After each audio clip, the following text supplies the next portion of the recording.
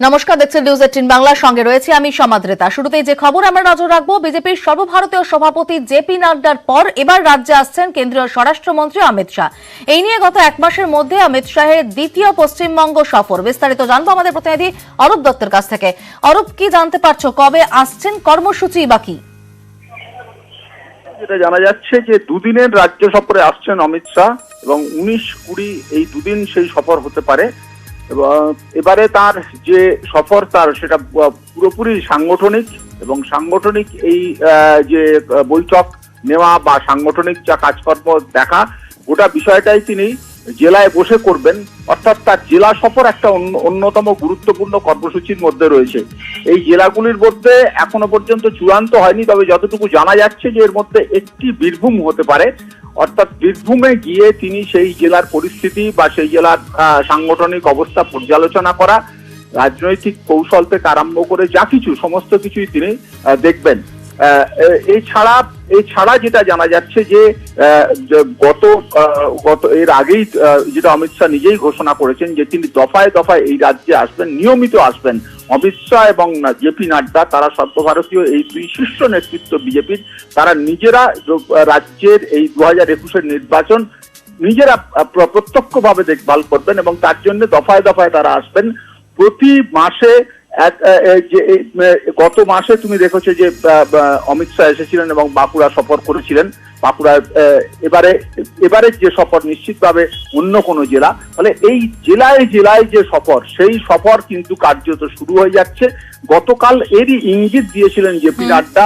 তিনি পরিষ্কার স্পষ্ট জানিয়েছিলেন যে 294টা বিধানসভায় আমাদের পৌঁছতে হবে এবং সেই পৌঁছানোর দায়িত্ব সর্বভারতীয় নেতৃত্ব সেটাকে শেয়ার করছে। অর্থাৎ সর্বভারতীয় নেতৃত্ব নিজে প্রতিটি জেলায় যাবেন, প্রতিটি জেলার কাজকর্ম খতিয়ে দেখবেন, প্রতিটি জেলার সাংগঠনিক পরিস্থিতি পর্যালোচনা করবেন, প্রতিটি জেলার রণকৌশল আলাদা আলাদাভাবে স্থির করবেন। শুধুমাত্র দিল্লিতে বসে থেকে বা কলকাতায় এসে যে রাজ্যের এই 2021-এর নির্বাচনকে মোকাবিলা করা সম্ভব নয়, এটা তারা স্পষ্ট বুঝেছে। অরূপ, সঙ্গে থাকো আমাদের, আমরা শুনে নেব ঠিক কি বলেছেন দিলীপ ঘোষ এবং কুণাল ঘোষ। আপনি বলছেন অমিত শাহ এবং জেপি নাড্ডা প্রত্যেক মাসে এবার আসা শুরু করবেন, একটু যদি বলেন কবে আসছেন, কি কি প্রোগ্রাম, কি কি থাকছেন? প্রতি মাসে অমিত শাহ এবং জেপি নাড্ডা আসবেন। নাড্ডাজির হয়ে গেল, অমিত শাহজি আসছেন সম্ভবত 19 আর 20 তারিখ হবে। আর সেটা আজকে আমাদের টিম বসে তার প্রোগ্রাম ফাইনাল করবে এবং এইভাবে জেলাতেই ওনার প্রোগ্রাম হবে। এবং এরই মধ্যে কাল এর থেকে স্পষ্টভাবে বোঝা যাচ্ছে যে পশ্চিমবঙ্গ দখল করতে তারা কতটা মরিয়া। একবার প্রধানমন্ত্রী ঢুকছেন, একবার স্বরাষ্ট্রমন্ত্রী ঢুকছেন, একবার নাড্ডাজি ঢুকছেন, একবার ঘাঁটি গেড়ে বসে আছেন কৈলাস বিজয়বর্গীয়, কখনো অরবিন্দ মেনন, কখনো বহিরাগত গুচ্ছ গুচ্ছ নেতা। সামান্য ডায়মন্ড হারবারে মিটিং করতে যাচ্ছেন, সেখানেও মিনিবাসে করে বহিরাগত নেতা, মিনিবাস ভর্তি করে ক্যাডার। ফলে কতখানি তারা মরিয়া পশ্চিমবঙ্গ দখল করতে, এবং মানুষের কাছে প্রত্যাখ্যাত হতে হবে। একটা জিনিস হচ্ছে, রাজ্য বিজেপির উপর তাদের কোনো আস্থা নেই, এটা তার থেকে প্রমাণিত। এরই মধ্যে কাল কলকাতায় মোহন ভাগবত, এই বিষয়ে বিস্তারিত জানবো অরূপ দত্তের কাছ থেকে। অরূপ, কি জানতে পারছো মোহন ভাগবতের কর্মসূচি সম্পর্কে? মোহন ভাগবতের আগামীকাল তার কলকাতায় আসার কথা এবং কলকাতায় তার সফর এখনো পর্যন্ত চূড়ান্ত নয়। তবে গোটা কর্মসূচি একেবারে একান্ত সংঘের কর্মসূচি। তবে নিশ্চিতভাবে রাজনৈতিক মহলের যেটা পর্যবেক্ষণ, যে এই যে উপর্যুপরি সংঘের শীর্ষ নেতৃত্ব থেকে শুরু করে বিজেপির সর্বভারতীয় নেতৃত্ব দফায় দফায় যে রাজ্যে আসছেন, এর একমাত্র নিশানা, একমাত্র কারণ হচ্ছে 2021-এর বিধানসভা নির্বাচন। যদিও সংঘ বা RSS এর তরফ থেকে এটা অস্বীকার করা হয়েছে যে মোহন ভাগবতের কর্মসূচির সঙ্গে কোনো রকম রাজনৈতিক সংযোগ নেই, কিন্তু এবং তিনি একেবারেই সংঘের নিজস্ব কর্মসূচিতেই তিনি আসছেন। বিশিষ্ট কিছু লোকজন তার সঙ্গে প্রতিবারেই তিনি কলকাতায় বা রাজ্যে যেখানেই যান সেখানে তার সঙ্গে দেখা করে। এর সঙ্গে রাজনৈতিক সংযোগ খোঁজা অর্থহীন, কিন্তু রাজনৈতিক মহলের পর্যবেক্ষণ যে এই ধরনের শীর্ষ নেতৃত্ব তারা রাজ্য সফরে আসছেন, যে সময় তারা বেছে নিচ্ছেন, যে পরিস্থিতির মধ্যে তারা আসছেন, সেটা কিন্তু অত্যন্ত গুরুত্বপূর্ণ। ধন্যবাদ অরূপ। নজর রাখবো পরের খবরে। মনীষ খুনে গ্রেফতার অন্যতম চক্রী নাসির আলী মন্ডল, এ বিষয়ে বিস্তারিত জানবো আমাদের প্রতিনিধি অর্পিতা হাজরার কাছ থেকে। অর্পিতা, কি জানতে পারছো? দেখো, বিজেপি নেতা মনীষ শুক্লা খুনের ঘটনায় টিটাগড়ের এই ঘটনাতে সিআইডি গ্রেপ্তার করলো মূল ষড়যন্ত্রকারীকে। ধৃতের নাম নাসির আলী মন্ডল এবং সে সাউথ 24 পরগনার সে বাসিন্দা। যেটা জানা যাচ্ছে কল্যাণী এক্সপ্রেস হাইওয়ের কাছ থেকে, নর্থ 24 পরগনা কল্যাণী এক্সপ্রেস হাইওয়ের কাছ থেকে তাকে গ্রেপ্তার করে সিআইডির একটি টিম। গতকাল তারা কয়েকদিন ধরেই তার উপরে নজর রেখেছিল এবং শেষ পর্যন্ত মোবাইলের ট্র্যাক লোকেশন এবং তাদের সোর্স মারফত খবর থাকায় কল্যাণী এক্সপ্রেস হাইওয়ের কাছ থেকে তাকে গ্রেপ্তার করা হয়েছে। ইতিমধ্যেই সে তাকে সিআইডিতে দাবি করছে যে সে মূলত মূল ষড়যন্ত্রকারী এই ঘটনায়, তেমনটাই দাবি করা হচ্ছে মনীষ শুক্লা খুনের ঘটনাতে। এবং এই নিয়ে মোট 10 জনকে গ্রেপ্তার করা হলো। এর আগেও আমরা দেখেছি বেশ কয়েকজনকে গ্রেপ্তার করা হয়েছিল পাঞ্জাব থেকে, যেমন সুজিত রায়, রোশন কুমার যাদব সহ একাধিক ব্যক্তিকে গ্রেপ্তার করা হয়েছিল। তার আগেও 3 জনকে গ্রেপ্তার করা হয়েছিল। সুবোধ যাদব, গুলাব আলী শেখ এবং মোহাম্মদ খুররাম খান সহ একাধিক ব্যক্তিকে গ্রেপ্তার করা হয়েছিল। সব মিলিয়ে বলা যায় যে মনীষ শুক্লা খুনের ঘটনায় এই নিয়ে এই যে মূলত যে নাসির, সেই নাসির মূল ষড়যন্ত্রকারী, তেমনটাই দাবি করছে সিআইডি। ধন্যবাদ অর্পিতা। জেএমবি জঙ্গি সন্দেহে বীরভূম থেকে গ্রেফতার করা হয়েছে একজনকে। কলকাতা পুলিশের এসটিএফ গ্রেফতার করেছে। বিস্তারিত জানবো সুকান্ত মুখোপাধ্যায়ের কাছ থেকে। সুকান্ত, এই ব্যক্তির সম্পর্কে কি জানতে পারছো? দেখো, কিছুক্ষণ আগেই এসটিএফ এর তরফে একটা খবরের যে কনফার্মেশন করা হয়েছে যে এক ব্যক্তিকে গ্রেফতার করা হয়েছে এবং জেএমবি সন্দেহ অর্থাৎ জামাতুল মুজাহিদিন বাংলাদেশি জঙ্গি সন্দেহ হিসেবে সেই ব্যক্তিকে গ্রেফতার করা হয়েছে এবং তাকে ইতিমধ্যে কলকাতার দিকে আনা হচ্ছে। আজকে তাকে ব্যাংশাল করে তোলা হবে, কিন্তু এখনো পর্যন্ত এসটিএফ এর তরফে ধৃত ব্যক্তির নাম ও পরিচয় জানানো সম্ভব হয়নি। তবে তাকে যেখান থেকে গ্রেফতার করা হচ্ছে সেই ঘর থেকে বেশ কিছু নথিপত্র মিলেছে, যেখানে জেএমবির রিলেটেড বেশ কিছু নথিপত্র রয়েছে। এছাড়া ভারত বাংলাদেশের সীমান্তের একটা ব্লু প্রিন্টও সেখান থেকে কিন্তু বাজেয়াপ্ত করা হয়েছে। 2টো মোবাইল ফোন আর কিছু ক্যাশ তার কাছ থেকে পাওয়া গেছে, একটা ভুয়ো পাসপোর্টও পাওয়া গেছে। আপাতত তাকে কলকাতায় আনা হচ্ছে এবং ইনভেস্টিগেশনের স্বার্থে আপাতত তার নাম রিভিল করা হচ্ছে না। তবে যেটা জানা যাচ্ছে যে জেএমবি বা জামাতুল মুজাহিদিন সন্দেহভাজন হিসেবে এই ব্যক্তিকে গ্রেফতার করা হয়েছে। ধন্যবাদ সুকান্ত। কলকাতা সহ জেলায় জেলায় কুয়াশার দাপট। কুয়াশার জেলে দৃশ্যমানতা কম, ধীর গতিতে চলছে গাড়ি। কেন এত কুয়াশা? আমরা এই বিষয়ে জানবো। আমাদের সঙ্গে রয়েছেন পরিবেশ প্রযুক্তিবিদ সৌমেন্দ্র মোহন ঘোষ। তার কাছে যাওয়ার আগে আমাদের 2 প্রতিনিধি রয়েছেন। কলকাতা থেকে রয়েছেন ভেঙ্কটেশ্বর লাহিড়ী এবং আমাদের সঙ্গে ধূপগুড়ি থেকে রয়েছেন রনি চৌধুরী। ওদের কাছে জেনে নেব পরিস্থিতিটা ঠিক কতটা খারাপ। আমরা প্রথমে ভেঙ্কটেশ্বরের কাছে যাব। ভেঙ্কটেশ্বর, কুয়াশার দাপট কতটা দেখতে পাচ্ছ?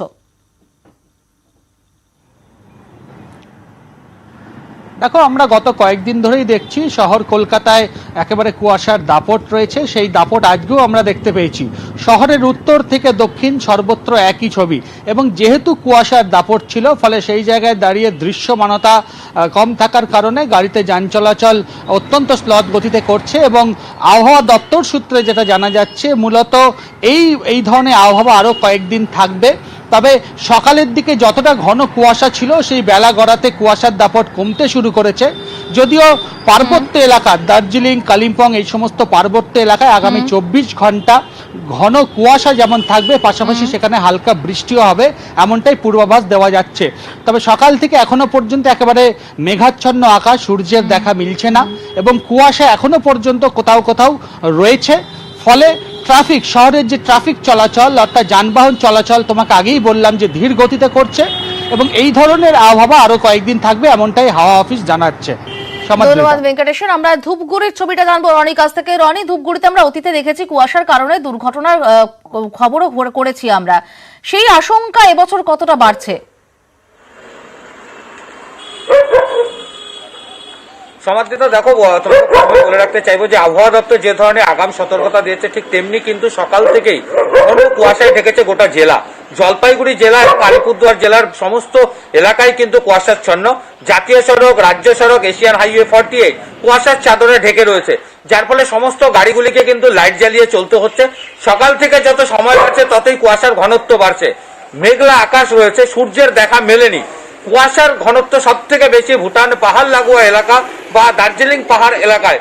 তাছাড়াও চা বাগান অধিষ্ঠিত এলাকাগুলোতে কুয়াশার ঘনত্ব অনেকটাই বেশি রয়েছে। ঠান্ডায় জুবুথুবু অবস্থা এক কথায় বলাই যায় এবং রাস্তার মোড়ে, পাড়ার মোড়ে কিন্তু আগুন পোহানোর ছবি ধরা পড়ছে। তেমনি কিন্তু রাস্তার পাশে কিন্তু পিঠা বিক্রেতারাও কিন্তু তাদের পসরা সাজিয়ে বসেছেন। সমাদৃতা। ধন্যবাদ রনি। আমরা চলে যাব পরিবেশ প্রযুক্তিবিদ সৌমেন্দ্র মোহন ঘোষ রয়েছেন আমাদের সঙ্গে। সৌমেন্দ্র বাবু, আপনার কাছে যেটা প্রথমেই জানতে চাইবো, যে ছবি আমরা দেখতে পাচ্ছি তাতে এক হাত দূরের কিছু দেখতে পাওয়া যাচ্ছে না। সকালে যখন আমিও অফিসে আসছিলাম, গাড়ি চালানোই দুষ্কর হয়ে যাচ্ছিল ড্রাইভারের জন্য। এটাকে আমরা কি বলবো, কুয়াশা নাকি ধোঁয়াশা? কি কারণে এতটা? ম্যাজিক। ধরুন আপনি সেকেন্ড হুগলি বিচ থেকে আপনি ভিক্টোরিয়া দেখতে পাচ্ছিলেন, সেটা হঠাৎ ভ্যানিশ হয়ে গেল। আমার বাড়ি থেকে আমি দূরে চৌরঙ্গীর টল বিল্ডিংটা দেখতে পাচ্ছিলাম, এখন আর দেখতে পাচ্ছি না। তো এটা মূলত হয় যখন ঠান্ডা বাতাস গরম বাতাসের সংস্পর্শে আসে, তখন বাতাসের জলীয় বাষ্পের পরিমাণটা বেড়ে যায় এবং ক্ষুদ্র ক্ষুদ্র জলকণা যখন ভূমির সংস্পর্শে আসে, মানে আমাদের আর্থ সারফেস থেকে যখন 20-30 ফিট উপরে থাকে, তখন একটা মেঘের সৃষ্টি হয়। এই জন্য এটাকে কুয়াশা বলে। কিন্তু এটা খুব খারাপ দিক আছে, যদি সেই সময় দূষণ বেড়ে যায়, অর্থাৎ গাড়ি থেকে নির্গত ধোঁয়া বা কলকারখানা থেকে নির্গত ধোঁয়া বা কয়লার উনুন কোনো জায়গায় জ্বালানো হয়েছে, সেইটা যদি বেড়ে যায় ধোঁয়াটা, তাহলে তখন ধোঁয়াশার সৃষ্টি হয়। অর্থাৎ কুয়াশার সাথে দূষণ, বায়ু দূষণ মিলে তাহলে ধোঁয়াশাটা হয়। ধোঁয়া আর কুয়াশা মিলে ধোঁয়াশা হয়। সকালবেলা যেটা থাকে সেটা হচ্ছে মূলত কুয়াশা, সাদা মেঘের একটা আস্তরণ, যে মেঘটা মাটির কাছাকাছি নেমে আসে। কিন্তু বেলা বাড়ার সাথে সাথে এটা ধোঁয়াশার দিকে রূপ নেয়। শহরের বাইরে যেখানে হচ্ছে সেটা হচ্ছে কুয়াশা, যেখানে গ্রামাঞ্চল বা যেখানে জলস্তর আছে বা পাহাড় আছে সেখানে কুয়াশা, কিন্তু শহরের মধ্যে হচ্ছে ধোঁয়াশা। এবং এই সময় ধীর গতিতে গাড়ি চালাতে হবে, না হলে অ্যাক্সিডেন্ট হবে।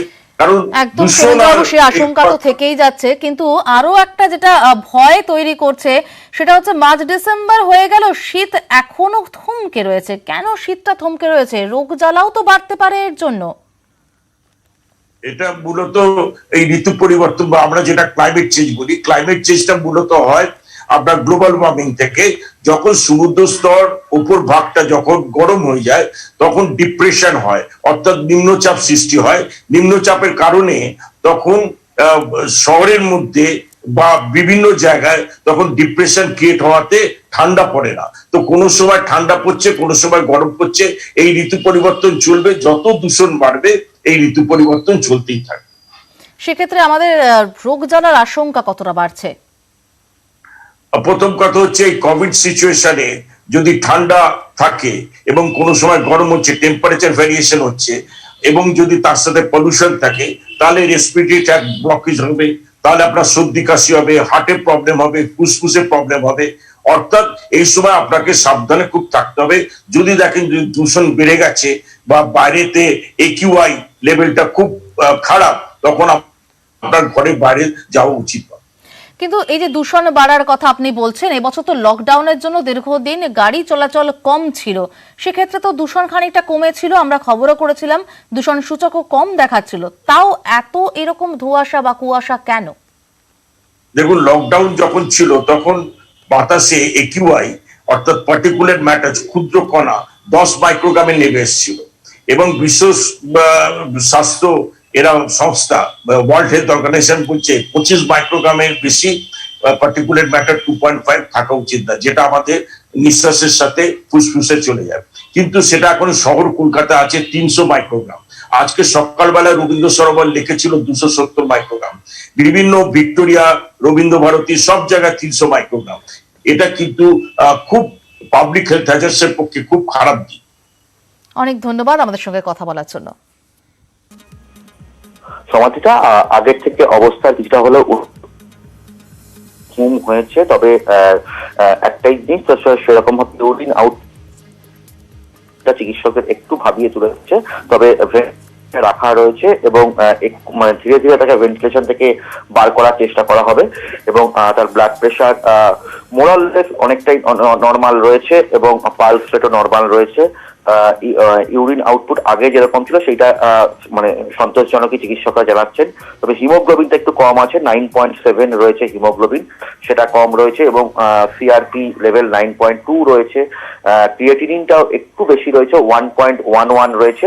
তবে যেটা বলা হচ্ছে যে তিনি তার চোখ খুলছেন, অর্থাৎ চিকিৎসকরা যখন বলছেন তখন তিনি চোখ খুলতে এটা অত্যন্ত ভালো ইঙ্গিত একটা বলা যেতে পারে।